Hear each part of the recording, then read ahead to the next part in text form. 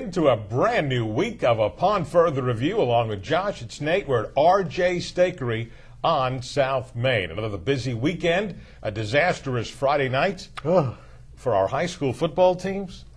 We'll call it three shutouts, and we'll call it a Portal is the one school that's we'll call it a Black Friday. Maybe as tough a night as we've had. And we consider the success that Statesboro and BA have had, certainly in recent years and for a long time. To have but three shutouts happen. But you actually found highlights from all the games. Not many from our teams, but yes, we found some highlights. You know, and again, people would ask, what happened?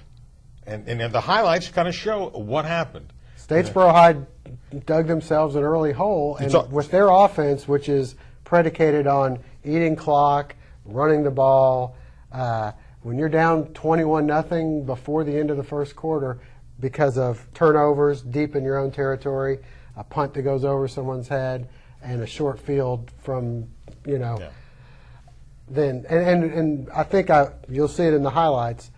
You knew things were going bad when the ball pops out and the other team scoops it up and scores. Right. I mean, it's basically, talk about self-destructing. Yeah. They did. For Southeast Bullock, they caught Screven County. There's your analysis, Jason, by the way. He wanted to know. At least we gave him a good minute and a half on that.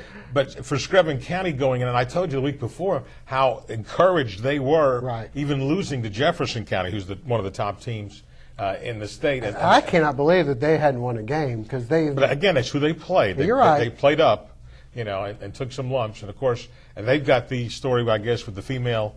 Place kicker, right? Well, they've got the female place kicker who kicked a field goal when I was there, a couple extra points, but they also have, more importantly, they have Jeremy Johnson, who's about 270-pound fullback, who's just a sophomore, who is just dragging people, and then Roderick Grace. Right, remember the Grace? He's got to be some kind of kin to Audrell Grace. That's right. And he was, speedy, quick running back, running up and down the field. All right, so tough night there. I mean, we'll have some more highlights for BA. In a nutshell, they're facing right now in Deerfield, Windsor, and this week in their upcoming game, with Westfield, two of the top teams.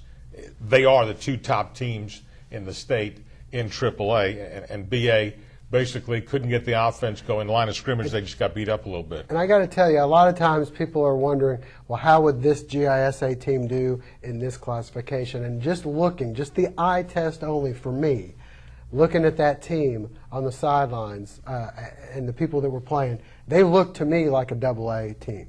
Now, I'm not saying that they could beat all the AA teams. Talking about in Georgia High School. In Georgia High School, right, they look like I'm sorry. Yes. Classify this. Georgia High School, they look like a Georgia High School AA team that I would see Southeast Bullock, Screven County, or those guys going up against. And it's one thing to have 60 players, but they have experienced 60 players, a lot of substitutions on offense and defense. And they had a big line, and I think that's what's been Bullock Academy's been able to hide for a while, is that their line is kind of small, and it really kind of showed this past week. We'll have highlights coming up a little bit later on. And don't forget, Portal scored 2 touchdowns. I know. They're the only team that did, and they really played well against a good Johnson County team. They sure did. There we go. All right, we'll come back. We've got more to talk about. A Georgia Southern win on the road, kind of another crazy game. The NFL from over the weekend, college football elsewhere. We'll do that when we come back in a moment on Upon Further Review.